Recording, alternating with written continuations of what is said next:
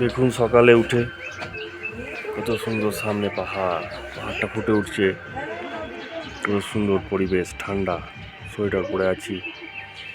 মে মাসেও পশ্চিমবঙ্গের ভিতরে এত সুন্দর জায়গা যেখানে ঠান্ডা, এক অপূর্ব দৃশ্য পাহাড়ের কোলে।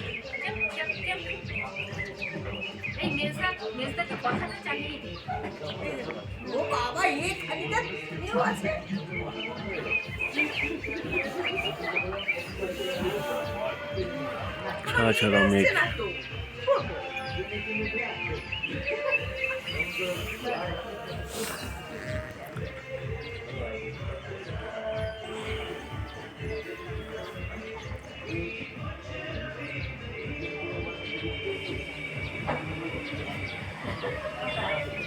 দেখুন কত সুন্দর দৃশ্য।